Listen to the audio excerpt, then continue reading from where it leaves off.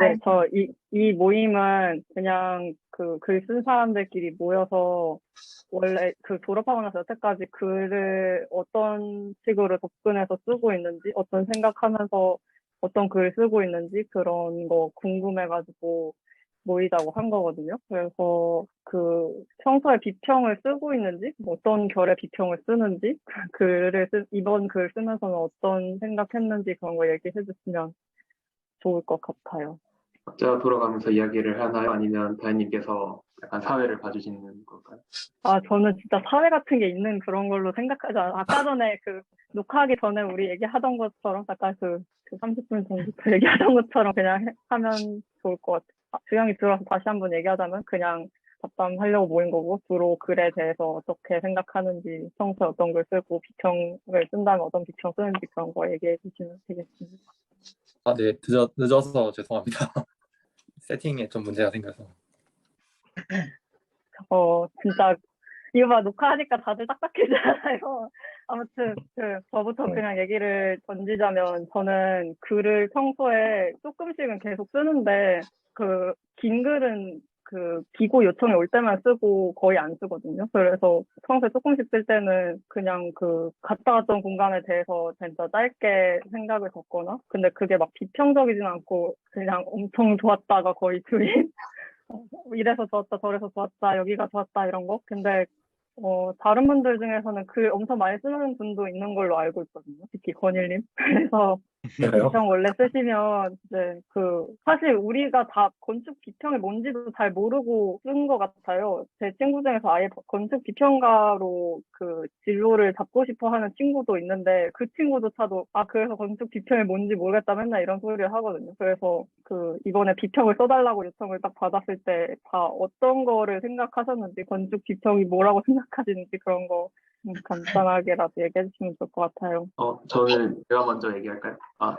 저는 사실 실무하면서 조금 더 선명해진 부분들이 있었던 것 같아요. 왜냐하면 이제 아무래도 제가 있었던 사무실에 조나무 소장님께서 출강을 하시다 보니까 저희 학교에서도 출강을 하셨었고 그런 얘기를 많이 하시더라고요. 왜 서울대학교 졸업 전에서 학생들의 도덕성에 대해서 크리틱을 하는지 모르겠다. 학생들의 도덕성이 아니라 그 도덕성 어떤 내러티브든 간에 그것이 건축적으로 어떻게 성취되었고 그것이 작동할 수 있는가 그걸 작동하기 위한 건축적인 고려들과 장치들이 충분한가에 대해서 비평을 해야 된다라고 얘기를 많이 하셨거든요. 실제로 제가 솔토집인 건축사 담보인데 거기에 다니면서 거기서 있었던 좋았던 경험들은 그거를 굉장히 잘 구분했던 것 같아요. 건축 자체에 대한 것과 그 건축 이전에 이 건축이 왜 지어져야 하는가에 대한 토론을 잘 분리시켜서 얘기를 많이 했었고 그래서 실제로 우리는 건축을 하는 사람이기 때문에 이것은 비판하지 않고 이것이 그 원래 의도가 얼마나 건축적으로 잘 구현됐는가에 대한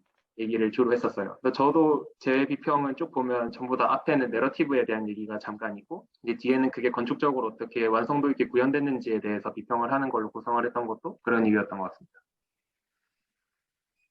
다른 분들은 어떠신가요? 뭐 붙여서 제가 이어서 얘기해도 괜찮을까요?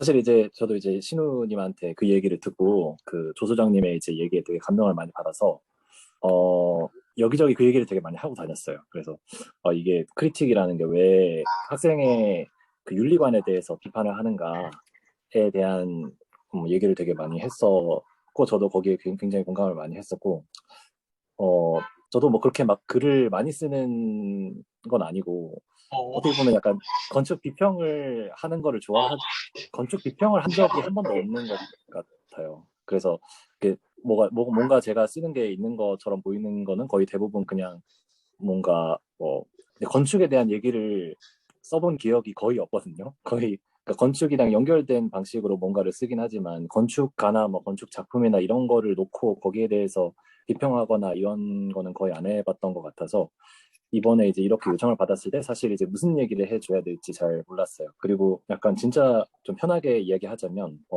사실 이제 학생들 작업을 졸업전에 항상 보러 가도 약간 뭐라 말할 수 없는 뭐라 말해야 될지 모르겠는 것들이 거의 한 전체 작업의 한 80%는 되는 것 같거든요. 그러니까 내가 여기 무슨 말을 해줘야 될까라는 거를 바로 떠올릴 수 없는 것들이 거의 대부분인 것 같아요. 근데 그 상황에서 뭔가 비평을 요청을 받아서 내용을 이제 구성을 해야 되는데 어떻게 해야 될지 모르겠으니까 그러면 약간 특정한 주제로 좀 내용을 좀 다운시켜서 그렇게 해서 좀 얘기를 써보자라고 했는데 이게 또 너무 특수한 주제로 가게 되면은 그 전체 그 작업을 하신 분들에 대해서 글을 쓸 수가 없었고 그러다 보니까 좀 일반적인 방식으로 저는 이제 그 건축과 말에 대해서 글을 썼어요. 그러면서 이제 그 친구들이 아니죠. 작가들의 그 말들을 좀 들여다보면서 이 사람들이 건축을 어떤 식으로, 자기 작업을 어떤 식으로 설명하고 있는지를 좀 보고 싶다라는 생각을 했었고, 그 측면에서 이제 그 신우님이 얘기하셨던 거랑 비슷하게 이 작가의 주제에 대해서 좀 관심을 가지기보다는 이 작가가 어떤 방식으로 어떻게 우리에게 익숙한 건축적 언어를 사용해서 얘를 설명하는지 그게 아니라면은 우리가 좀 익숙하지 않은 언어들을 가지고 와서 자기 작업을 설명하고 있는지 이걸 좀 보고 싶었던 것 같아요.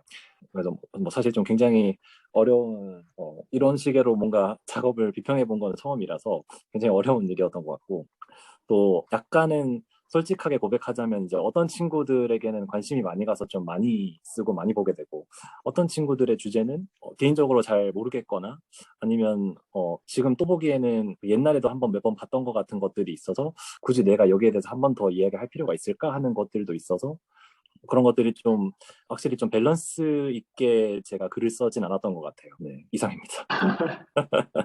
그, 어, 어, 다음 저는 굉장히 돌아가면서 얘기하는 게 아니라 왔다 갔다 하면서 얘기하는 거죠. 굉장히 네네. 다르게 이게 사람이 많으면 그게 좀 어려워. 맞아요. 일단 아까 그 이거 하기 전에 얘기하긴 했지만 일단은 그 저는 건축 비평에 대해서 들어본 바는 있어요. 그 어떤 이종건 씨가 출간하는 책에 네네. 그게 건축 네. 비평이 주로 이르는 책으로 알고 있어요. 사실 그 예, 책을 건축 제가 비평했죠. 네. 맞아요. 네, 그걸 저희 막 집에도 한 권 있어요. 저희 집에 2권 있어요. 근데 사실 저는 그거 안 읽었어요. 그냥 존재만 알고 글을 딱 썼고 그 아까 다혜님이 맨 처음에 하셨던 그 질문이 글을 많이 써보셨냐라고 했는데 저는 진짜 글을 안 쓰는 사람이에요. 진짜로 글을 못 써서 잘 안 쓰는 사람인데 그래서 뭔가 이번에 이제 평문을 쓰면서 좀 어려웠던 것 같고 그냥 평소에 요즘에 최근 들어 드는 의문점들이나 하는 생각에 대해서 그냥 쓰고 이걸 공유하는 정도의 정말 가벼운 생각을 갖고 진행을 했던 것 같아요. 그리고 이제까지 썼던 글이라고 하면 어떤 연구 같은 걸 하고 연구 설명문에 가까운 글을 전 많이 썼어서 뭔가 그걸 읽는 사람을 좀 고려해서 글을 썼나라고 돌이켜보면 그러지 않은 것 같아요. 그걸 반성합니다. 그리고 그런 비평을 쓴다는 게 어렵 이번에 쓰실 때는 어떤 마음으로 쓰셨어요? 후배들을 보는 뭔가 애정에 찬 마음으로 쓰셨나요? 아니면 저한테 어떤 질문. 마음으로 쓰기는? 네, 맞아요. 애정 어린 마음을 들여서 쓴 것도 있죠. 왜냐면 저는 글을 잘 안 쓰는 사람이기 때문에 굉장히 시간을 그래 투자를 한 편이에요. 그 점에서 일단 애정이 들어가 있고 다만 이제 예전에 했던 크리틱들을 생각해 보면 제가 이번에 좀 평문을 비판적으로 쓰기는 했는데 그것들이 실질적인 도움으로 이어지지 못할 수도 있겠다라는 그런 안타까움이 있어요. 사실 더 도움을 줄 수 있으면 주고 싶거든요. 전 이번 전시 기획이랑 이런 전시가 일어난다는 것 자체가 굉장히 저는 긍정적으로 보고 있거든요. 저는 지용 씨 글 그렇게 비판적이지 않다고 봤었는데. 그래요? 네네. 네, 저 정도는 그래요? 굉장히 유보적이지 않나? 지용이가 많이 무뎌졌구나 생각했었는데 옛날에 그 무섭던 지용이가 어디 갔지? 이랬었는데 근데 저는 사실 이제 처음에 저는 이제 그 전시 전체에 대한 비평만 쓰고 끝내려던 마음이 좀 있었는데요, 사실은. 근데 이제 작품 하나씩 보다 보니까 저는 사실 제가 1학년 때 이제 이민아 소장님이라는 분이 출강을 오셨었는데 그분이 저희 크리틱 하시던 게 생각이 나더라고요. 그분은 거의 한 명당 1시간씩 잡고 이야기해 주시고, 이제 크리틱을 한다는 게 비평을 한다는 게 아니라, 이제 작품을 같이 하는 동료로서 이 작품을 어떻게 같이 헤쳐나갈 수 있을지 같이 고민해 주는 방향으로 크리틱을 막 굉장히 힘들여 가면서 해주시고, 그랬던 분이었어요. 그래서 저도 당연히 1학년 때 만난 분이 그런 분이니까 이 정도 하는 게 기본이라고 생각을 했었는데, 저도 이제 살다 보니까 적당히 하자라는 마음이 생겼나 봐요. 그래서 그때 생각을 떠올리다 보니까 이거 다 써줘야 되겠다라는 생각이 들면서 이제 하나씩 자세히 보게 됐던 기억이 있습니다. 신우님이랑 건일님 아까 전에 말씀하신 거에서 좀 궁금해지는 게 있었던데, 저는 왜 실무에서는 우리가 뭐 프로그램이나 대상 같은 거 정할 일이 없기는 하지만, 건축에서 윤리를 다룰 수 있는 게 학교 아니면 전시나 글을 통해서만 가능한 게 아닌가 싶어서, 그러면은 아예 건축에서 윤리 얘기를 하지 말아야 된다고 생각하시는 건 아닐 것 같기도 해서, 저는 지금 되게 왜 그렇게 생각을 하셨지 싶은 생각이 들어서 조금 더 배경이 있으면 설명해 주시면 좋을 것 같아요. 저부터 할까요? 예. 일단 윤리적인 고민은 당연히 하는 거라고 생각해요. 근데 제가 그때 크리틱 분위기가 어땠냐면, 뭔가 그때는 박원순 시장님이 살아 계셨고, 뭔가 그런 이명박 씨의 서울시장 때가 굉장히 안 좋게 평가되던 시절에 학생이 어떤 이제 작은 마을을 밀어버리고 큰 대단지를 짓겠다라고 하면 너 감히 어떻게 그런 일을 할 수 있어, 이런 식의 비판이 날아오던 때였단 말이에요. 근데 사실 그것의 도덕적인 판단은 불가능하다고 생각해요. 특히 건축이라는 큰 스케일에서 이뤄지는 결정들이 크게 접근해서 나쁘고 작게 접근하면 다 착한가라고 생각해 보면, 박원순 씨가 했던 도시재생 사업들이 지금 자본주의 사회에서 지속 가능했는지에 대해서 비판해 볼 만하고, 이제 크게 접근하는 것들이 되게 많은 위생적인 문제나 어떤 경제적인 문제를 해결하고 있는 거는 굉장히 명백한데, 그 부분에 대해서 논의가 되지 않은 거. 그러니까 어쨌든 건축이라는 거는 조금 더 차가운 눈빛으로 분석하고 접근해 볼 필요가 있다고 생각을 하게 됐던 것 같아요. 이제 그때 조 소장님 얘기를 들으면서 결국 크게 접근하겠다고 했을 때, 그래서 크게 어떻게 접근할 건데, 그래서 건축으로 네가 이 스케일로 좀 이제 접근을 하게 될 거면 어떤 식으로 접근할 거야? 라는 질문을 해야지, 너 어떻게 그렇게 크게 접근할 수 있어? 라는 질문을 하면 안 된다는 얘기였어요. 그러면 사실 네네. 그냥 윤리를 다루지 말고 좀 더 공간에 집중해야 된다는 얘기가 아니라, 윤리를 좀 더 구체적으로 공간에 연결할 수 있는 방식으로 다뤄야 된다, 이런 말씀에 가까운 건가요? 거기에 가깝긴 한데, 제가 조금만 짧게할게요. 거기 가깝긴 한데, 사실 개인적으로는 윤리적인 접근을, 그것은 당연히 마음에 깔고 가되 그것이 전시의 주제가 될 수는 없다고 생각해요. 건축의 주제도 될 수는 없고, 그것은 한 사람의 스탠스일 수 있고 어떤 집단의 방향성일 수 있지만, 건축가는 건축으로 좋은 퀄리티가 보장되는 건축물을 만들어내는 게 본업이 아닐까라는 생각을 어느덧 갖게 된 것 같습니다. 저는 이 얘기를 시작하게 된 관점에는 아까 신우님이 말씀하셨던 그 사건이 있었어요. 그때 한참 이제 그 시절 건축 크리틱들을 보면 윤리적인 주제가 건축 작품으로 등장하면 안 된다, 이런 건 사실 뭐 아니라고 보는데, 등장할 수 있고 그것을 중심으로 건축의 언어가 바뀌어야 된다. 뭐 이전에 뭐 공간이라든지 아니면 뭐 효용이라든지 아니면 뭐 비용이라든지 이런 측면으로 건축을 판단하는 언어들로 내 건축을 설명할 수도 있고, 그게 아니면 뭐 사회적인 문제라든지 뭐 노인이라든지 빈곤이라든지 이런 문제들을 가지고 건축을 설명할 수도 있는데, 우리가 건축전에서 이런 것들이 뭐 특정한 주제를 가지고 설계를 해라, 이런 문제가 아니라 개인의 작업을 자유롭게 보여주자라는 게 계속해서 우리 건축전에 오랜 기간 동안에 주제 없음이 주제여 왔는데, 크리틱 때 이걸 가지고 너의 주제가 윤리적이다, 윤리적이지 않다라는 것을 그 크리틱하는 사람의 잣대를 가지고 판단하려고 했던 것들이 사실 저는 좀 문제였다고 생각을 하고, 뭐 자기 최종 작업을 통해서 어떤 윤리적인 아젠다를 내세우는 것은 뭐 건축 전으로서는 전혀 문제없는 일이라고 생각을 하고, 건축가라면은 당연히 자기 안에 어떤 개별적인, 그리고 그 개별적인 걸 통해서 좀 더 공동체로 나가는 종류의 윤리관을 가지고 있고, 그걸 통해서 자기 건축에서 창문 하나 뚫는 위치마저 윤리적인 선택일 텐데,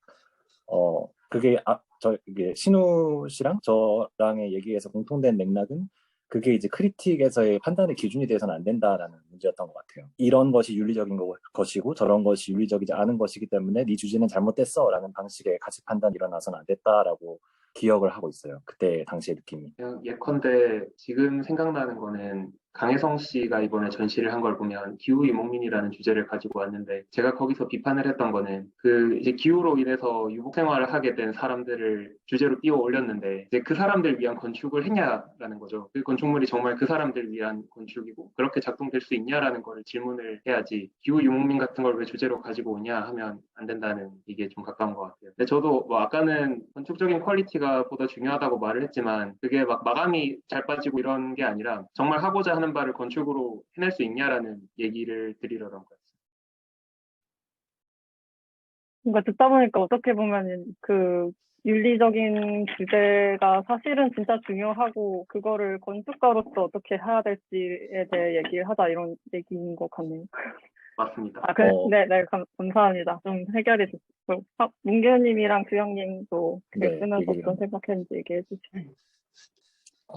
네, 저는 글을 한번 갈아엎어가지고 처음에 낸 거랑 마감한 글이랑 좀 다른데, 그 이유가 저는 처음에 약간 결혼식 주례하는 것처럼 막 모두의 앞날을 응원한다 약간 이런 식으로 썼어요. 근데 다른 분들 글을 읽어보니까 내가 이렇게 쓰면은 아무런 이게 도움도 안 되고 좀 재미도 없구나 생각을 해서 약간 다시 썼는데, 저는 두 개를 썼는데 좀 가장 논쟁적이라고 느꼈던 거에 대해서 썼고, 그리고 저는 평소에 그 글쓰기 모임을 한 지 좀 한 6개월 정도 됐어요. 그래서 한 달에 한 개씩 쓰고 막 돌려보는 그런 모임을 하는데, 거기 나가서는 항상 듣는 말이 자꾸 뭘 쓰든 맨날 건축 얘기로 약간 흘러가서 그게 막 건축학과의 특징인가 이런 얘기를 듣다가 또 여기서 약간 막상 대놓고 건축 얘기를 하려니까 너무 안 써지는 거예요. 그래서 이런 것들의 뭔가 균형을 찾기가 되게 어렵다 그렇게 느꼈던 시간이었던 것 같아요.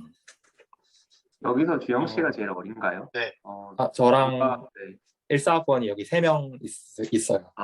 그렇군요. 이제 다들 학교를 떠나온 지 한 몇 년 돼가지고 되게 새롭다는 느낌이 그러면 네, 얘기 한번.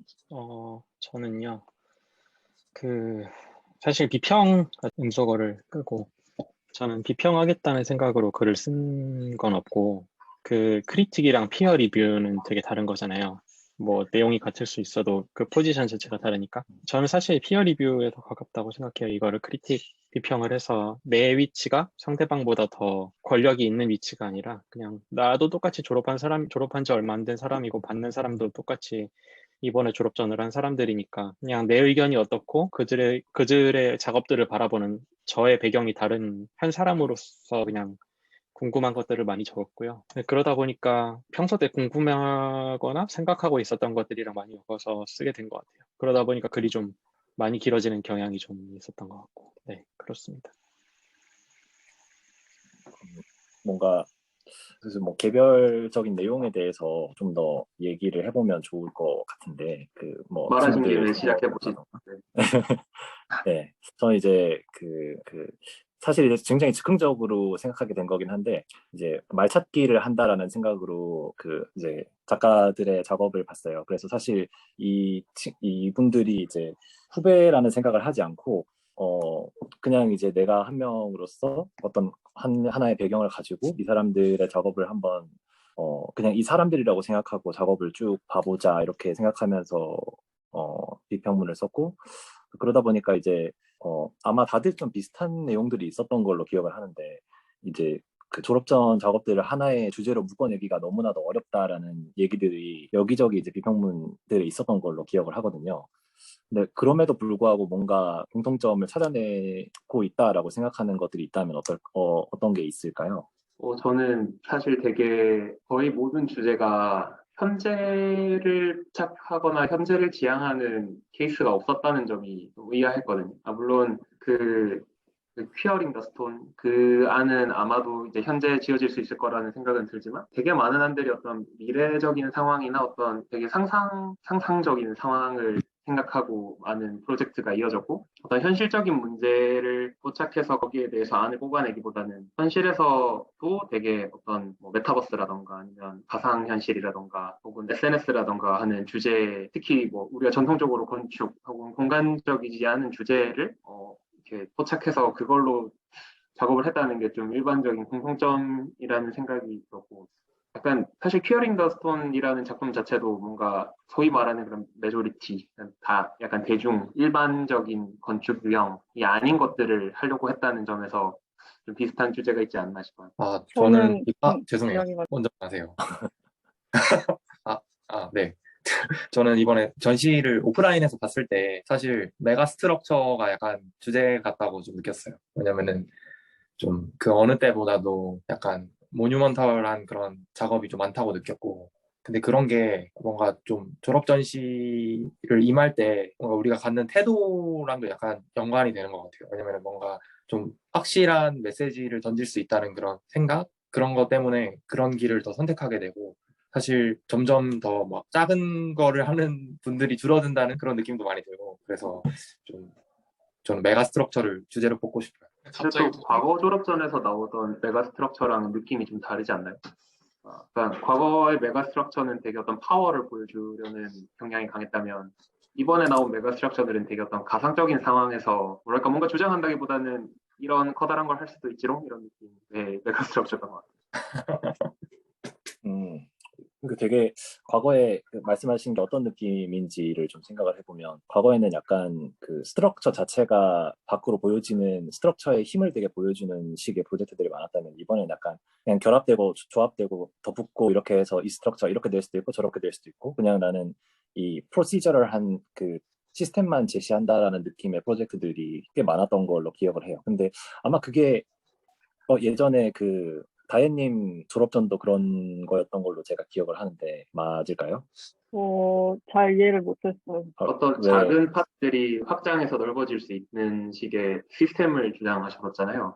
저도 얼핏 기억이 나서 그러니까 정확하게 요런 그건지 아닌지 잘 모르겠는데 유리박스가 네, 이렇게 반사돼서 나갈 수 있었어. 맞아요. 그래서 구조 그러니까 단위가 있고 네, 그게 플러스건이었 확장될 수 있다는 네. 말씀이신 거죠. 그건 맞는 것 같아요. 그러니까 어떤 느낌이었냐면 제가 1학년 때 졸업전 시다를 띄었던 2011년 졸업전에는 동작역을 주변에 있는 지형을 다 연결시켜서 그 위를 농지로 만들었거든요. 제가 시다를 띄었던 마스터는. 그러니까 그거는 어떤 작은 파트가 확장된 시스템이 아니에요. 그냥 그게 큰 덩어리고 그 큰 것 자체가 하나의 프로젝트인 거죠. 근데 이번에 온 친구들은 사실 그 프로젝트를 100분의 1로 쪼개도 그 프로젝트야. 그러니까 어쩌면 그 장유진 씨가 한 다리도 어쩌면 굉장히 줄어들어도 그 함의가 남아있고 어쩌면 또 누가 있었죠? 그 중간인들의 도시라는 대표적으로는 중간인들의 도시가 있었죠. 네, 그렇죠. 굉장히 그걸 다 줄여서 한 모듈만 남겨도 그 주제는 남아있어요. 굳이 크게 할 필요가 없다는 거죠. 저는 그 말씀이 맞는 것 같은 게 제 작업이랑 제가 이번에 생각하는 이 그 졸전 주제들의 공통점은 활과 돌에서 시작해서 좀 당연한 거겠지만 예전처럼 프로그램에서 시작하는 것보다 사람에서 시작하는 게 많았다는 게 공통점인 것 같거든요. 근데 제 졸전이 그랬어요. 저는 지금 딱 맞는 주거가 없는 어떤 사람들을 짚어가지고 그 사람들을 위한 주거는 어때야 될까 이렇게 갔는데 그게 지금 뭐 퀴어라든지 기후 유목민이라든지 아니면 뭐 중간인 뭐 그런 사람들 내가 상상할 수 있는 사람들에서 시작하는 설계였기 때문에 달랐던 것 같아요. 예를 들어서 이게 그 스트럭처가 사람에서 시작하는 게 아니라 예를 들어 물류창고 여기서 시작했으면 그 완전히 달라질 수밖에 없는데 그게 좀 공통적이었고 저도 그것 때문에 되게 흥미로웠던 지점도 있었던 것 같아요. 저는 지금 어떻게 말씀 보면 들으면서 네네. 네네 말씀하세요. 그냥 얘기 들으면서 든 생각인데 그러다 보니까 그 장소 특정적인 작업이 없었나?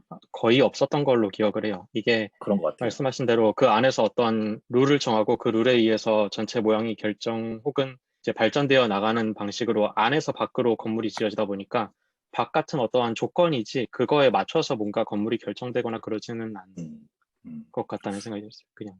그게 예전에 크리틱 오셨던 분들이 지금 작업들을 사실 본다면 그래서 너가 건축적으로 최종적으로 한 건 뭐야? 라는 질문도 할 수 있을 것 같다는 생각이 들거든요. 뭔가 완결된 평면과 단면과 그 사이트 특정적인 해법들을 되게 멋지게 보여줄 것 같았는데 그런 게 아니라 이렇게도 될 수 있어요라는 한 장면을 보여주고 있었던 게 약간 중간인들의 도시 같은 작업이었던 것 같은데 그런 게 어떻게 보면은 그 이전 세대 크리틱 분들이 오셨던 때와 완결된 건축 작품을 원하시던 분들이 오셨던 때와 지금 오시는 크리틱 분들이 조금 달라지지 않았나라는 생각도 들게 하는 지점인 것 같아요. 저희가 인덱스 분들한테 묻고 싶은 질문이 있는데 현장에서 크리틱 할 때 크리틱 오셨던 분들의 분위기는 어땠나요?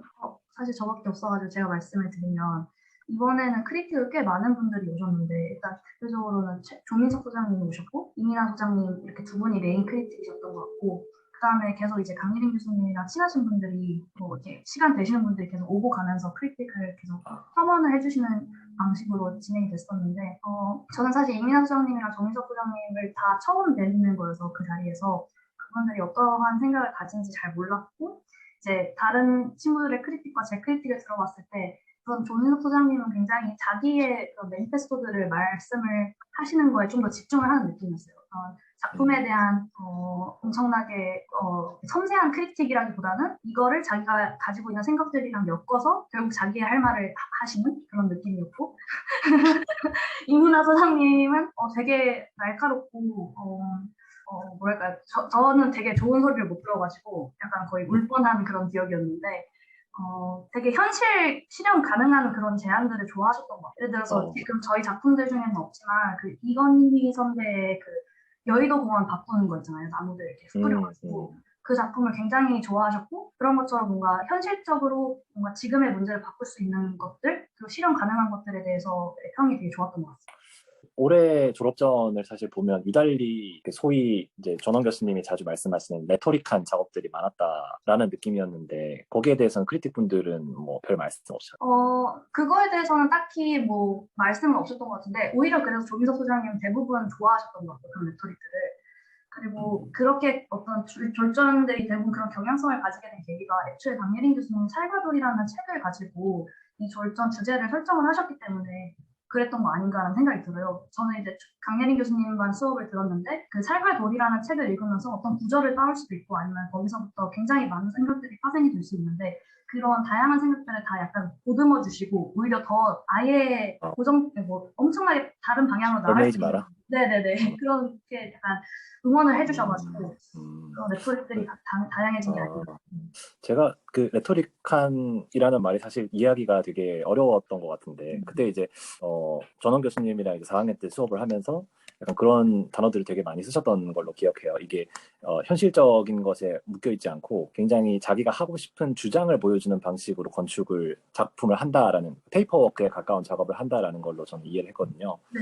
근데 특히 뭐 대부분 그 이전 세대의 작업들은 보면 약간 보고서 같은 느낌이 있었어요. 2011년, 12년, 뭐 한 15, 16년까지도 저희 때까지만 해도 그 패널 전체가 굉장히 빼곡하게 차져 있는 내가 생각하고 있는 문제의식에 대한 차트들 그리고 거기에 대한 해결에 대한 스트래테지들 그리고 이제 평입단이 이제 순서대로 쫙쫙쫙 나와주는 일종의 보면 이제 완결된 그 설계 보고서의 형태를 띠고 있었는데 어느 순간부터 한 2017년 정도부터 이제 그 뭐 이번에 크리틱으로 참여하셨던 최윤아 씨 같은 분들도 그렇지만 그냥 평입단을 보여주기를 그냥 아예 보여주지 말거나 아니면 아예 다른 방식으로 그냥 내가 원하는 그냥 주장할 수 있는 이미지 몇 개만 전시하는 방식으로 좀 바뀌어 왔던 것 같아요. 근데 그게 사실 어떻게 보면 홍익대학교나 뭐 다른 학교 졸업전에서는 이미 좀 그렇게 많이 하고 있었던 것 같았는데 서울대 졸업전에서는 계속해서 뭔가 보고서 같은 느낌의 경향이 되게 강했다는 생각이 저는 들었거든요.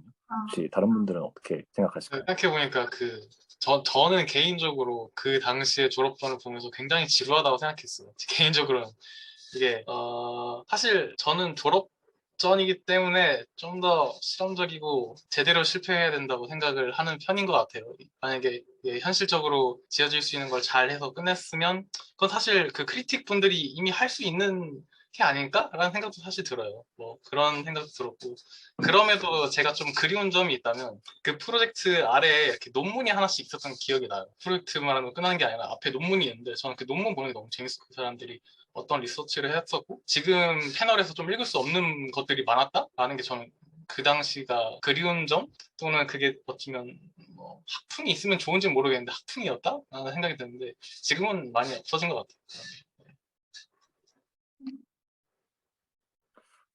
그리고 아까 나왔던 얘기 중에 한 가지 이제 떠올렸던 생각이 뭐냐면 원래 약간 최근 졸업전 옛날에도 과거에도 많이 그랬지만 약간 학생들이 대학 공간에서 졸업전을 하다 보니까 전 이렇게 얘기할 수 있을 것 같다는 생각이 드는데 이게 약간 타자에 대한 관심을 건축을 통해서 표현하고 있다라는 느낌이 되게 많이 들었어요. 그 이전에는 사실 저희들이 이제 1, 2학번 세대가 저학년일 때는 노인 그리고 주거빈곤층, 청년 이들이 어떻게 보면 사회적 타자였다면 지금 이번에 주제로 나왔던 것들은 큐어링 더 스톤 같은 작업도 그렇고 그다음에 기후유목민 같은 작업도 그렇고 그 외에 다른 작업들도 그런 것들이 좀 있었던 것 같은데 지금 사회가 보고 있는 타자들에게 건축적으로 좀 다가가려는 작업들이 좀 있었던 것 같은데 사실 이제 지용 씨한테 제가 물어보고 싶은 질문이 있어서 그랬어요. 네네. 근데 여기서 이제 이들이 타자를 바라보는 시선은 어떻게 보면 굉장히 따뜻한 시선인데 네네. 지용 씨 그리고 이번에 나왔던 작업 중에 하나였던 서울시청 전면 공간 그리고 네. 이현정 씨가 작업했던 그 공간은 타자는 타자인데 따뜻한 시선으로 보고 있는 타자는 아닌 것 같다는 느낌이 되게 들거든요. 어떻게 보면 네. 굉장히 약간 이 작업을 보면서 약간은 약간 공격적인 것 같기도, 이 사람들에 대해서 약간 공격적으로 대하는 것 같기도 하면서 약간은 좀 쌀카스틱한 것처럼 느껴지기도 하고, 그러면서도 뭔가 필요한 공간인 것 같기도 하고, 이런 느낌이 되게 미묘한 느낌이 들게 만드는 시선이었던 것 같은데, 먼저 때로 어떻게 보면 약간 계보를 만들고 있는 것 같다는 생각이 들거든요. 그래서 먼저 때 지용 씨가 보기엔 약간 이번에 이현정 씨가 한 작업을 어떻게 보고 계신지 듣고 싶어요. 아, 사실 저랑 그 태도는 조금 비슷한 것 같긴 한데 조금 다른 점들이 전 많이 발견하는 것 같아요. 일단 제가 예전에 졸업전에서 대했던 태도 같은 경우는 사실 광장이라는 어떤 정치적인 장소가 어떤 한 사이드를 이제 편을 들고 할 수 없는 그런 공간이라고 생각했어요. 굉장히 중립적인, 전 나름대로 노력을 했어요. 그 모든 사람들이 최대한 만족할지 모르겠지만 그런 한쪽으로 쏠리지 않는 게 제 목표긴 했고, 그렇게 하다 보니까 어떤 특정 타자에 대해서 따뜻한 시선이 보이지 않았을 것 같아요. 일단 그게 제 예전 졸전에 대한 제 생각이고, 이번 같은 경우는 질문이 뭐였죠? 죄송해요. 이번 같은 경우는 뭔가 아까 말씀하셨던 것처럼 이제 특정 타자에 대한 시선을 확실히 안 느껴지는 것 같아요. 근데 뭐 지용 씨 같은 경우는 그걸 이제 주거가 아니라 그냥 열린 광장 공간이니까 열린 광장 공간이 앞으로도 이래야 된다라는 걸 통해서 어떻게 보면은 그 광장을 지금 점유해서 정치적 공간으로 쓰고 있지 않은 사람들, 대다수의 사람들 입장에서 그 사람들을 약간 타자로 보고 대하고 있는 것 같은 느낌이 있었는데, 지금도 약간 이현정 씨의 작업이나 다른 한 분의 작업 같은 걸 보면 비슷한 태도가 보이긴 한데, 이현정 씨 같은 경우는 사실 전 비평문을 쓰면서 약간은 불편한 마음도 있긴 있었거든요. 이걸 굉장히 좀 극단적인 수용의 상태로 좀 몰아가고 있어서 그런 것들이 되게 레토릭한 작업으로는 되게 강하고 좋겠다라는 생각이 들지만, 다른 한편으로는 이 사람들을 약간 수용소를 일종의 이렇게 소란을 떨었으니까 약간 너희들 따로 수용해야 될 것 같아. 전문가를 위한 수용을 수용소. 통해서 계도하는 것 같은 느낌이 있었거든요. 그래서 되게 프로젝트를 보면서 약간 무서운 느낌이 있었어요. 그래서 그런 것들이 약간 지용 씨랑 분명히 차이가 있을 거라는 생각이 있었고, 그 얘기를 정확하게 지적해 주신 것 같아요. 저는 이제 다른 분들한테 질문을 드려보고 싶은 게, 저는 사실 이 텍스트들을 읽다가 가끔 도서과에서 읽던 작가 노트 읽는 느낌이다라는 생각을 들었던 때도 있어요. 그게 어떤 포인트냐면 작품을 다 설명하지 않는다는 거였어요. 예를 들면 신율명 씨 작업 같은 경우는 저도 이제 비평을 쓰다가 그랬는데, 이거는 작가가 말을 다 안 해서 이걸 뭘 한 건지 는 모르겠다고 생각을 하고 있었고, 사실 다른 분들 작업 같은 경우도 보면 뭔가 텍스트가 굉장히 친절하진 않아요. 근데 그게 아까 말씀하셨던 저희 때 패널에 막 구구절절히 쓰던 것과도 정말 거리가 있는 것 같고, 근데 제가 그거를 받았을 때 느낌은 이들이 스스로를 건축가로 표명하기보다는 스스로를 작가로 표명하고 싶어 한다라는 느낌을 받았는데, 저는 그게 나쁘다고 생각하지는 않아요. 하지만 건축가는 언젠가는 결국 남들과 소통하는 일이고, 그 소통을 베이스로 해서 그 위에 건축을 해야 되는 사람들인데, 작가주의의 성향이 좀 강하게 느껴진다라고 저는 좀 느끼고 있습니다. 혹시 다른 분들은 어떻게 생각하나요? 건축가의 역할에 대해서 좀 네. 이번 졸업전 전체에 대해서 말씀하시는 저는 요 7개밖에 못 봤어요. 7개에 대해서 말씀하시는 거예요. 말씀하시면 됩니다. 그 건축가의 역할에 대해서도 워낙 요새 말이 많이 나오고 있잖아요. 저희가 소통이 뭔가 당연히 가져야 될 소양처럼 얘기가 되던 것도 어떻게 보면은 결국 돈 문제잖아요. 돈을 쥐고 있는 사람한테 어떻게 설득을 할 거고, 그 사람이 내 생각하고 있는 걸 어떻게 이해를 시킬 거냐, 이게 결국 소통의 이슈였고, 그러니까 뭐 다이어그램도 그렸던 거고, 뭐 평면, 뭐 아니면 지어지게 하기 위해서 너무 많은 사람들이 껴있으니까 그 사람들한테 이해시키고, 그러니까 일단 돈을 따와서 그 돈을 가지고 짓는 사람들한테 줘가지고 이렇게 지어주세요 해서 지어지기까지 너무 많은 손들이 거쳐가야 되니까 소통을 했어야 됐던 건데, 글쎄요, 요즘 드는 생각은 만약에 그런 고리 중에 하나라도 빠지게 된다면, 그러니까 현실에 짓지 않아도 된다거나 돈을 누구한테 받지 않아도 된다거나 하는 문제들이 계속해서 지금 생겨나고 있잖아요. 근데 그럴 경우엔 건축가는 그러면은 그냥 현실의 건물을 짓는 사람으로 남을 것이냐 하는 이슈가 같이 따라올 것 같아요. 저는 이런 사회적인 배경이 사람들이 자기 자신을 어떤 조정자 혹은 조율자에서 작가로 많이들 탈피를 시키지 않았나라는 생각을 하고 있어요.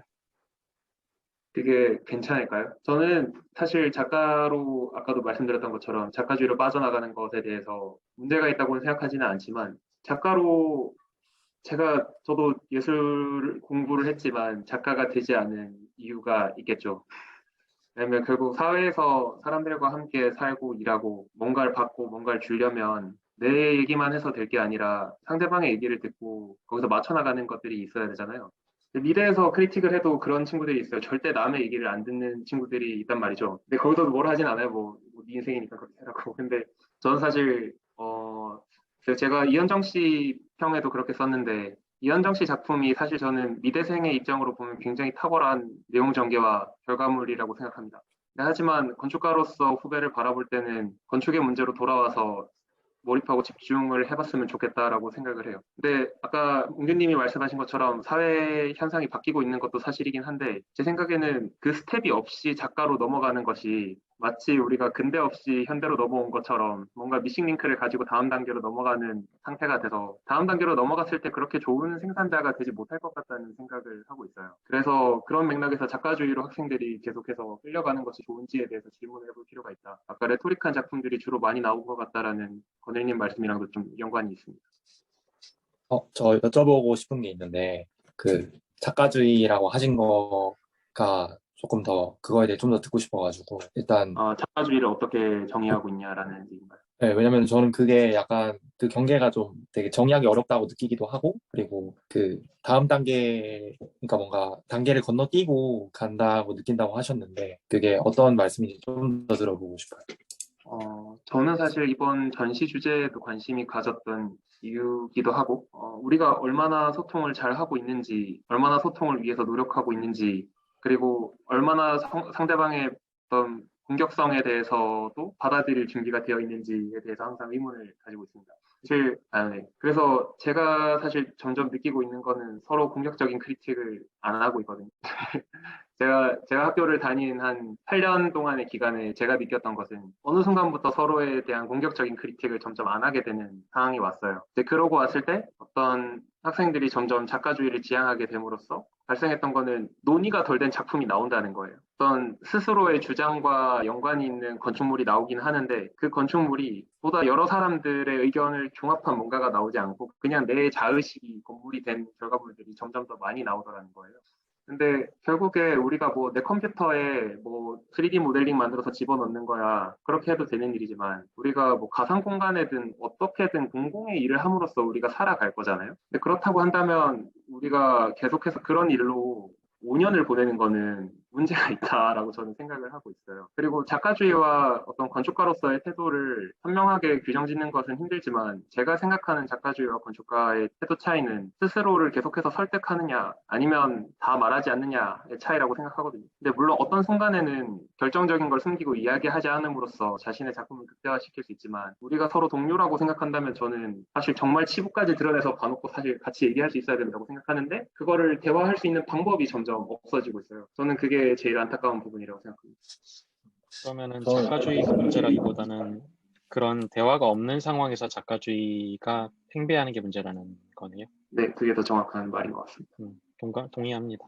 저는 한편으로는 이게 작가의 문제가 사실 건축 한 40대, 50대 우리 때는 40대였지만 지금의 50대, 40대, 50대 건축가들이 되게 많이 수업 시간에 저희한테 얘기를 많이 했던 문제라고 생각을 해요. 너희들이 이제 작가는 안 돼. 너희들이 작가주의 시대는 지나갔어. 그거는 이제 60대, 70대 건축가들의 몫이야 라고 이야기를 많이 하셨던 것 같은데 근데 그 신우 씨는 미대에서 되게 꽤나 오랜 시간 지내셨잖아요. 근데 거기서 한편으로는 사실 약간 이렇게 이상적인 생각으로는 진정한 작가라면은 그 구구절절 설명하지 않고도 공감을 끌어낼 수 있는 뭔가를 던지는 거라고 생각을 하는데 그러니까 자기가 자기 표현하는 것이 예술작품이라고 생각하게 되는 게 저는 굉장히 국소적인 시기라는 생각이 들거든요. 그래서 작가주의 자체가 정말 말을 따지자면 작가주의 자체가 문제라고 생각하고 싶진 않고 그것보다는 뭔가 작가주의였으면은 그 그림 몇 장을 통해서 확실히 이게 뭔지를 딱 던져줄 수 있었으면 좋겠다라는 생각을 했었는데 아니면 공감을 확 끌어낸다던가 시선을 끌어낸다던가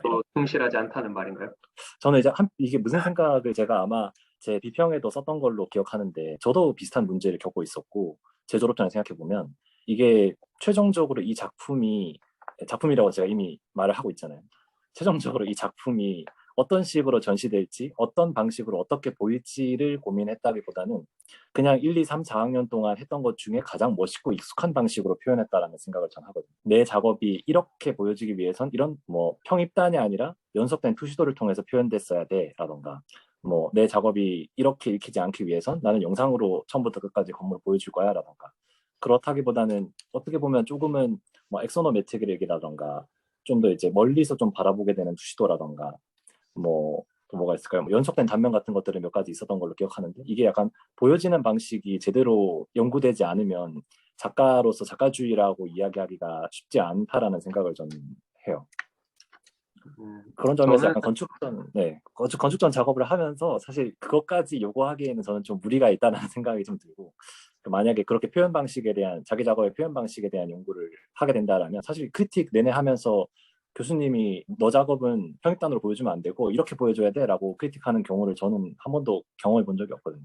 그래서 약간 그런 기간을 사실 따로 가지고 있지 않은 이상 자기 작업을 표현하는 방식에서는 굉장히 상투적인 방식으로 드러나게 되고, 그러다 보니까 이게 충돌하면서 설명은 안 쓰고 그림으로 보여주긴 하는데 그 그림이 보여주게 되는 표현의 방식이 내 작업의 주제랑 안 맞는 과정 단계들이 오는 것 같다고 생각을 했어요.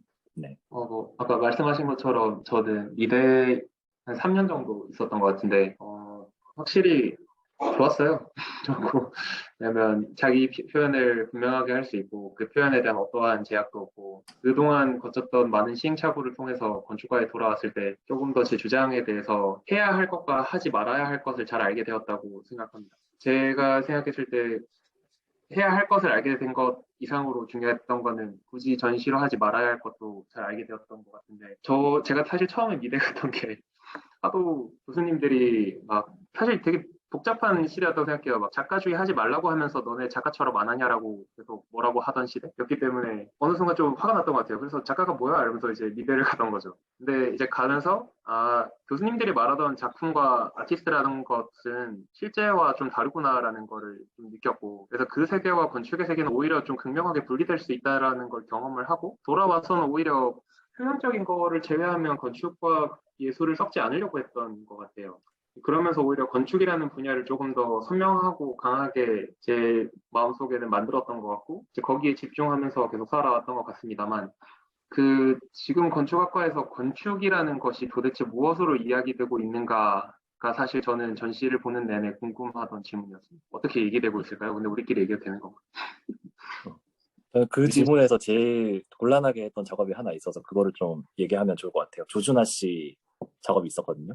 거기에 대해서 다들 좀 어떻게 생각해? 저는 굉장히 글 쓰기부터가 너무 제일 어떻게 보면 아트웍에 가까운 작업이었다고 생각이 들고, 그러니까 뭐를, 이게 주제를 난 이런 걸 원했어라는 걸 보여준다기보다는 그냥 주제를 하나 던져놓고 좀 자유롭게 쓰게 되더라고요. 그냥 그 주제, 그 가상과 현실 이거를 주제를 가지고 그냥 쓸 수밖에 없었다는 생각이었거든요. 다른 분들 어떻게 바라봤는지. 네. 제가 내용이 몇 개 없어가지고 네.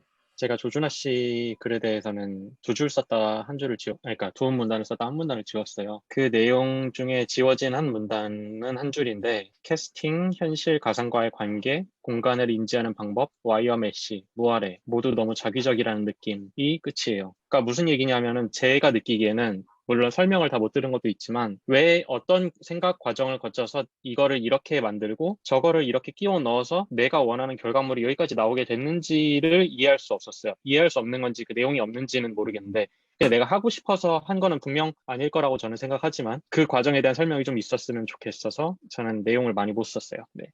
저는 사실 약간 반대로 좀 생각하는데, 저는 예전에 졸업전에서는 내가 이 주제를 왜 할 수밖에 없는지 설명하는데 좀 지나치게 많은 에너지가 소비됐다고 생각을 했거든요. 그러니까 뭔가 이 시대가 나를 이 주제로 이끌었다는 거를 약간 설명한다는 느낌도 들었고 했는데, 오히려 조준하 씨 거는 그냥 나 이거 했는데 약간 쿨하지 않아 하는 그런 좀 멋짐이 있다고 사실 저는 느껴서, 물론 그 문규 선배님 말씀하신 것처럼 약간 이해가 안 되는 부분들이 있던 건 사실인데, 그냥 그 주제 선정에 있어서 뭔가 물음을 제기할 수는 없지 않을까 저는 생각해요. 저는 그 프로젝트를 보고 느낀 거는 사실 이런 주제가 등장한 게 전 좋긴 했어요. 이런 주제에 대해서 얘기하고 뭔가 논리를 전개하고 뭔가 펼쳐보는 친구가 있어서 좋긴 좋았으나, 진짜 저는 설명이 정말로 부족했다고 생각해요. 진짜 원래 처음에 그 평문을 개별적인 평문을 4개 정도 쓰려고 했는데 중간에 그 친구 것을 포기를 했어요. 이게 쓰다 보니까 그냥 제가 예전에 뭐 가상공간 그런 프로젝트 하면서 느꼈던 점을 쓰다가 끝나는 느낌이어서 그 친구의 프로젝트에 대한 설명을 많이 하기보다는 근데 이런 시도가 저는 반가우면서도 드는 생각은 이런 가상 건축이 건축가가 하기에는 생각보다 거리감이 꽤 있는 것 같다. 공간이라는 거에서 공통점이 묻있긴 하는데 예를 들어 이제 건축가가 아닌 현실적인 고민들을 안 하고 이제 창작 활동했던 사람들이 오히려 더 잘할 수 있겠다는 생각도 저는 들긴 해요. 이게 가상 공간이 현실에서는 좀 현실의 제약들에 의해서 뭔가 목을 죄인다면 가상 공간에서는 그 무의미 속에서 목을 죄이는 숨이 막히는 그런 느낌을 저는 약간 받았거든요. 저는 사실 제 평론은 거의 그 글을 이제 한 문장 한 문장 해석하는 평론이었는데, 사실 저도 처음에 이해가 안 됐어요. 그래서 어떤 글을 썼는지 그래도 세심하게 읽어보려고 노력을 했는데, 노력을 하면서 중간에 너무 많이 빠진 미싱 링크가 너무 많아서, 사실 그 글을 뭔가 진심으로 썼을까 하는 생각이 들었어요. 정말 뭔가 전달하고 싶은 바가 있어서 썼는가? 라는 생각이 들었고, 사실 전시 자체도 뭘 전달하고 싶어서 저걸 했을까? 사실 만나서 이야기해보고 싶었어요. 만나서 얘기해보면 실제로는 다를 것 같아서. 네, 그리고 한편으로 또 안타까웠던 거는 저런 주제를 가지고 졸업전을 하겠다고 가지고 왔을 때 어떤 교수가 크리틱을 해줄 수 있냐는 거예요. 맞아요. 저도 그걸 똑같이 생각했어요. 이걸 지도해 줄 수 있는 사람은 없다. 일단 저희 학교에는. 제가 저걸 보면서 제가 썼던 글을 보면 다 이제 캐스팅해서 뒤집잖아요. 근데 뒤집음에 대한 정의도 없어요. 그리고 뒤집음이 왜 그냥 미러링보다 더 좋은 건지에 대한 판단도 없어요. 그리고 얘를 이렇게 놓는 게 좋은지 이렇게 놓는 게 좋은지에 대한 판단도 없어요. 그러니까 이 모든 가상 공간에 대한 아무런 가치 판단이 없이 그냥 난 할 수 있으니까 만들었어가 되는 건데, 그건 개발자들도 안 해요. 근데 이거를 예를 들면 적어도 뭐 가상 공간에서 뭔가를 한다고 하면 가상 공간이니까 당연히 메모리 문제가 있을 거고, 거기에 대한 소프트웨어적인 하드웨어적인 문제들이 반영될 거고, 걔가 가만히 서 있느냐 움직이느냐 아니면 속에 들어갈 수 있느냐 없느냐, 이 모든 게 되게 많은 이슈거리가 될 텐데 그걸 아무 교수님들도 얘기해 줄 수 없었을 거란 말이에요. 그러니까 쟤도 참 답답했겠다라는 생각을 하면서 저는 읽었는데, 그래도 저렇게 글을 쓰면 안 되지 않았나 라는 생각을 합니다. 오늘 그 중간 작업물들 온 거를 이제 좀 봤거든요. 오늘 퇴근하면서. 근데 그러면서 이제 약간 특히 이제 신율명 씨 작업이랑 조준하 씨 작업이 그렇게 된 과정에 대해서 좀 보게 된 것 같아요. 근데 율명 씨 같은 경우는 사실 그 안에 되게 여러 가지 내용들이 있는데 의도적으로 얘기를 안 하고 이미지만 보여준 것 같이 보였고, 그러니까 그 이미지만 보면 이거 뭐 하는 공간인지 전혀 다가가기가 좀 쉽지가 않거든요. 근데 하나씩 커플 보다 보면은 이게 그 빌딩 형태로 만들어진 봉환당이구나라는 거를 이제 그 작업 과정에 보면은 그 내용이 다 써져 있긴 있어요.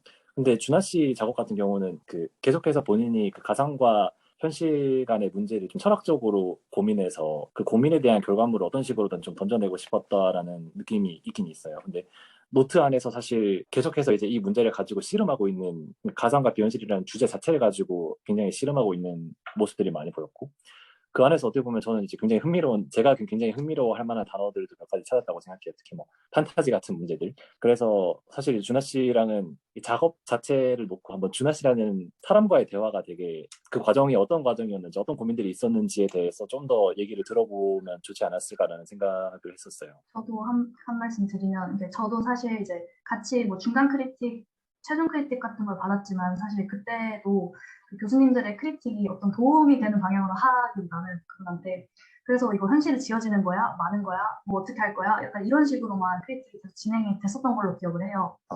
되게 정말 답답하겠다. 어떻게 이걸 혼자 끌어가려고 하는 거지라고 생각이 들었고, 그리고 최종 작업물에 대해서 되게 기대한 기대도 많이 했었고 궁금했었는데, 이제 그 결정을 하면서도 사실 얘기를 할 기회가 없었는데, 그래서 저도 잘 이해를 못하고 있어요, 이 작업에 대해서. 근데 그 이제 7인들이 모여서 대담을 할 기회가 있었는데, 그때 조금 더 자세한 설명을 듣고 그 미싱 링크들을 알게 되다 보니까 어떤 의도를 갖고 했는지는 알겠다. 그리고 이게 어떠한 주장을 하고 싶은 건 아니고 자기가 어떤 연구 목적을 정해놓고 시도를 한 거구나라는 걸 좀 알게 됐어요. 그래서 약간 아직도 그 결론이 뭔지는 결론을 바란 것 같지도 않아요, 사실 그 작가가.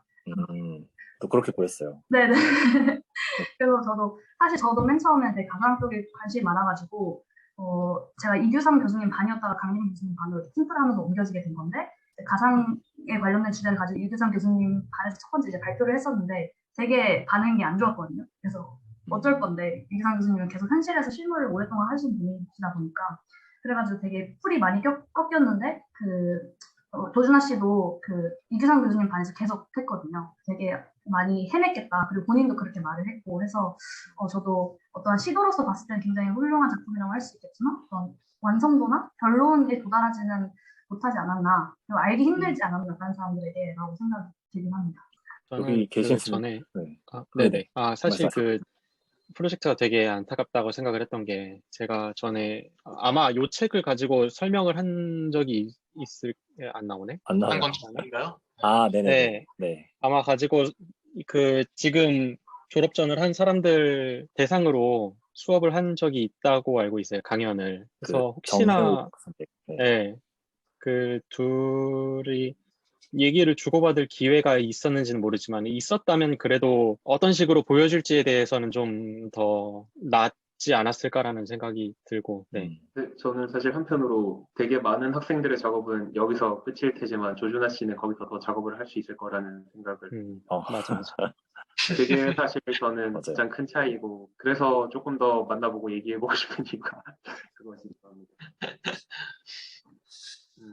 참 아니, 저는 이제 건축을 하다가 이제 개발을 하고 있으니까 이게 고민이 많이 되더라고요. 왜냐하면 이쪽 속도가 정말 빨라서 이제 되게 많은 사회의 많은 부분들이 자동화되고 IT 회사들이 접목을 시키고 있는데 실은 이제 되게 어렵거든요. 왜냐하면 건축 문제들이 되게 복합적이고 어려운 문제인데 개발자들은 그거를 어쨌든 정량적인 문제로 전환시켜서 풀고자 하기 때문에 그래서 하는데 실제로 많이 진행됐어요. 많이 진행됐고 그리고 되게 아쉬운 점 한 번 풀어진 문제는 다시 보지 않는다는 겁니다. 그래서 제가 사실 많이 걱정하는 부분은 후배들이 이제 세상에 나와서 일을 할 때 저희들은 되게 바닥부터 뭔가를 해볼 기회 같은 것들이 그래도 한 번은 있었다고 생각하는데 실은 이제 오게 돼서 뭔가 자동화가 많이 된 이 업계에 들어오게 된다면 그 자동화된 부분은 이제 아무도 다시 열어보지 않거든요. 근데 그런 부분들에서 사실 배워야 될 게 굉장히 많은데 저는 그래서 그 후배들과 어떻게 커넥션을 이어가야 될지를 고민을 가끔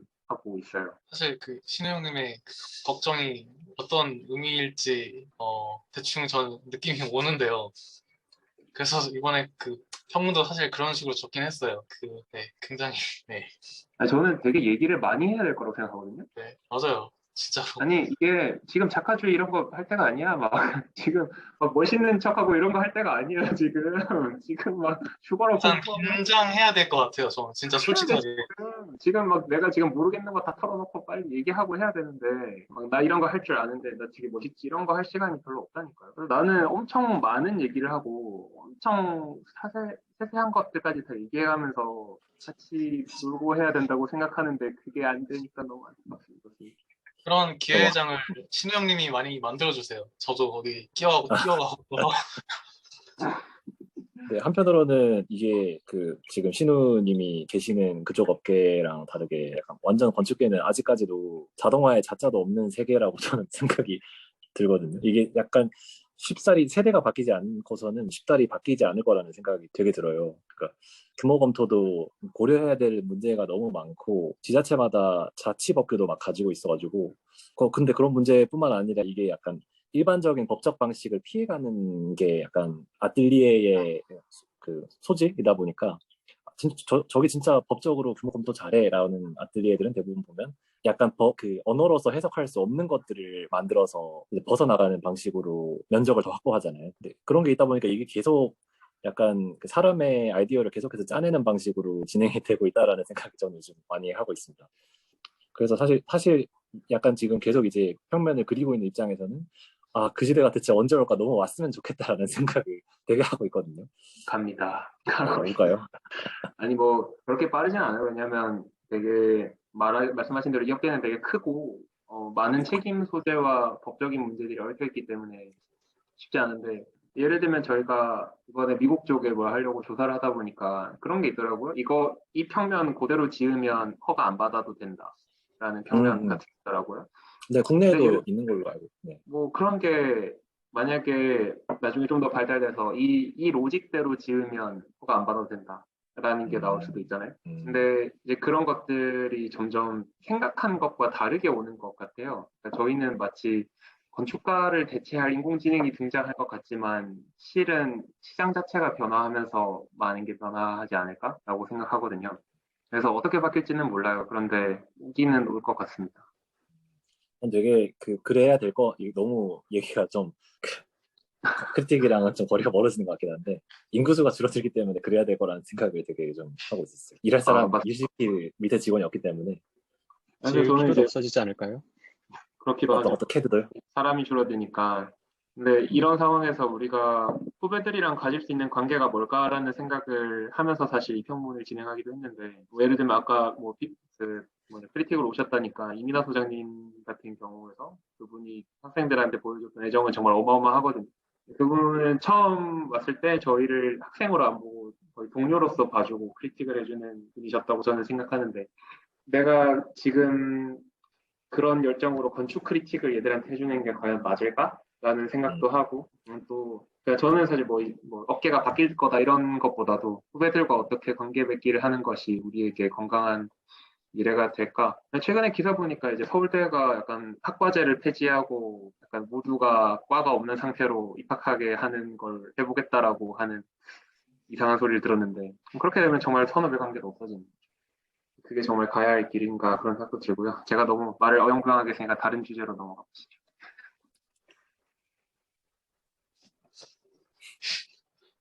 슬슬 슬슬 끝낼까? 아, 한 가지 그럴까요? 주제만 더 얘기할까요? 네.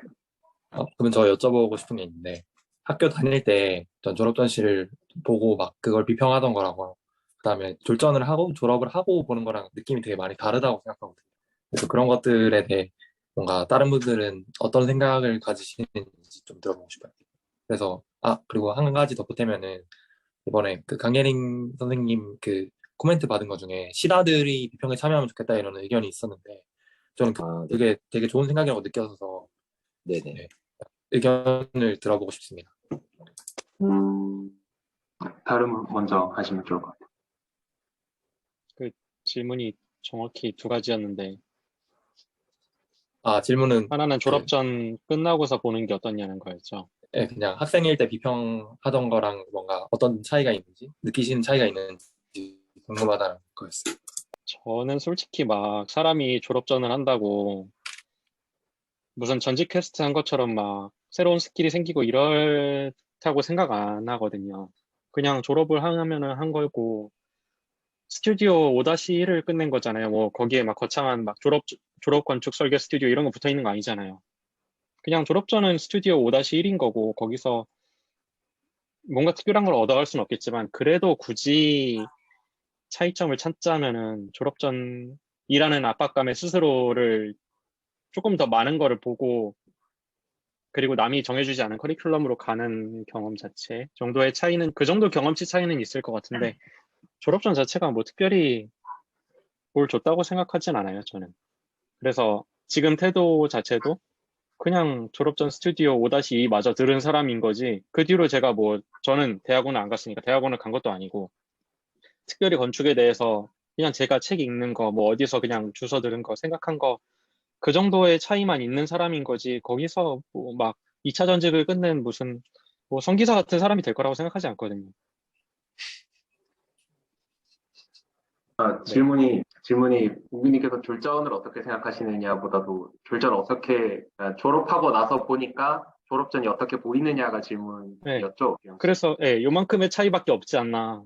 동기들이 보는 나 거랑. 그 전에 보는 거랑 지금이랑 큰 차이가 없다. 네. 졸업전에서 발전된 만큼의 차이 정도이지 않나. 근데 일을 하다가 보면 좀 다르지 않아요? 그거는 진짜 다른 것 같아요. 그 얘기를 한번 해보죠. 일을 하다 보니까. 네. 일단 제일 신경 쓰이는 거는 그 골조랑 마감선이 분리가 안 돼 있는 게 제일 신경 쓰이고요. 그거 말고는 근데 너무 달라요.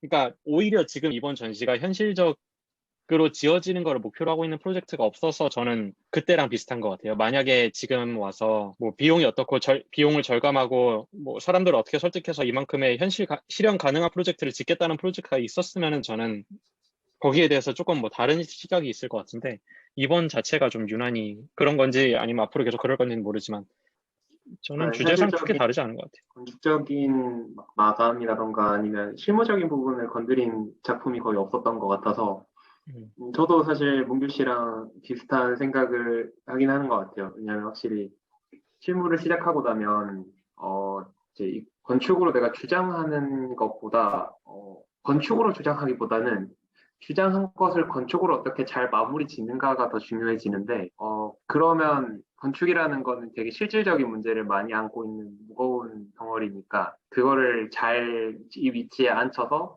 뭐 50년 정도 서 있게 만드는 게 되게 큰 문제가 돼버려서 막 나는 이런 아젠다가 있고 그러니까 이런 건축 지어야 돼라고 말하는 것보다 그래서 저 건물이 괜찮을까 막 이런 생각을 좀 많이 하는 것 같긴 하고 확실히 그래도 한편으로 이제 저는 그 졸업전 볼 때 그런 건축적인 마감이라던가 완성도도 보지만 한편으로는 그런 생각의 전개가 똑똑한 친구들을 보면 좀 재밌는 것 같아요.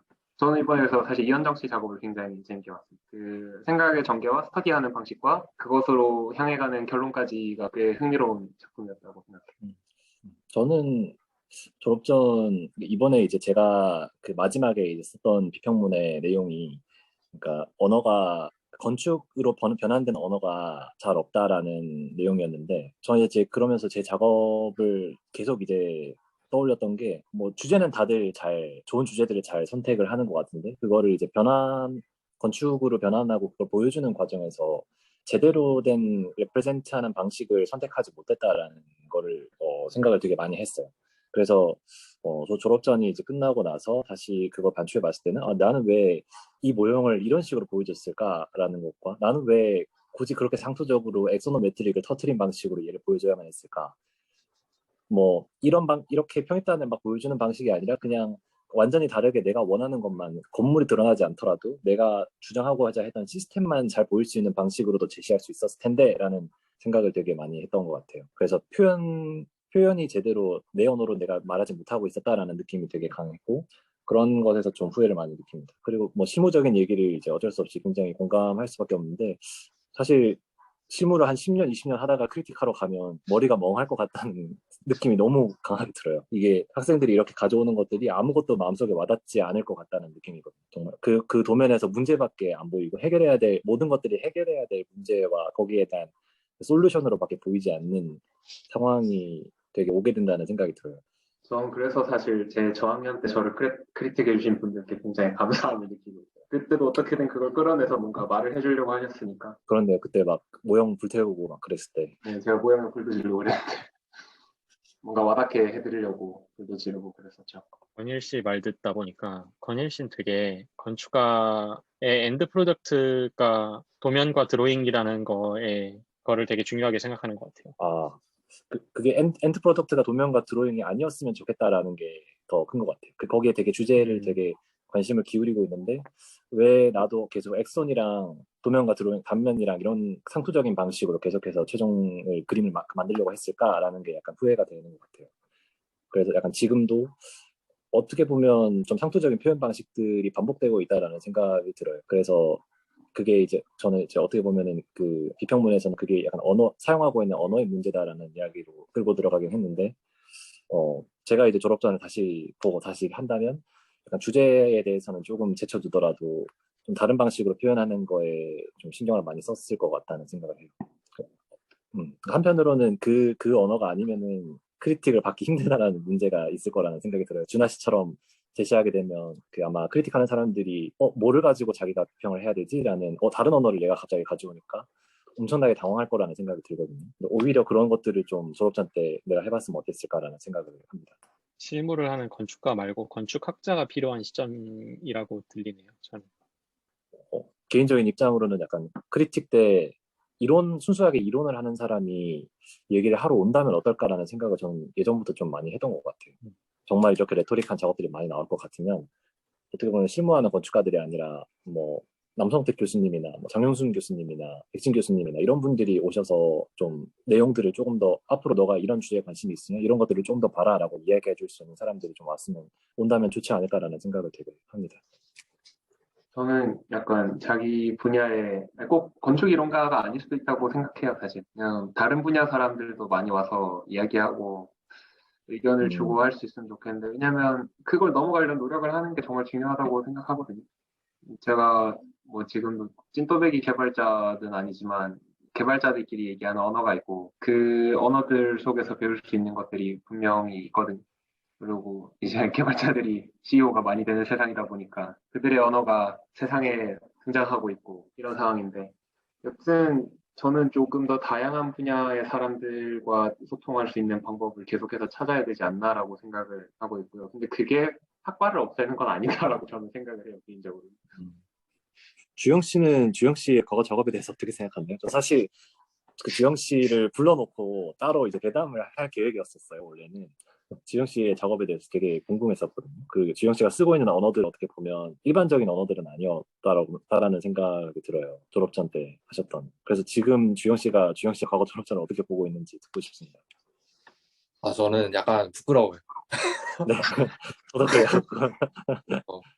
나중에 그거를 컨텐츠로 만들고 싶은 생각이 있는데 좀 이렇게 저는 사실 좀 모르겠어요. 아까 2차 전직 말씀을 하셨는데 저는 개인적으로 약간 2차 전직처럼 느꼈거든요. 그래서 그 이전과 이후에 생각하는 게 많이 달라졌다고 느끼고 좀 그게 뭔가 좀 내가 어떤 약점을 가지고 있는지 잘 드러내주는 6개월의 시간이라고 생각을 해서 이게 좀 약간 그런 의미가 있었고 그리고 사실 메가 스트럭처에 대한 얘기를 아까 했었는데 저는 그거에 대한 반성을 제가 좀 많이 하게 되면서 그런 것들을 더 위주로 봤던 것 같아요. 우리가 이렇게 뭔가 좀 폭력적이고 자기 주장이 강한 세계를 막 이렇게 구축하면서 꼭 아이디어를 드러내야 되나? 이런 생각들을 좀 해서 약간 그런 것들에 대해 좀 계속 고민을 할 것 같아요.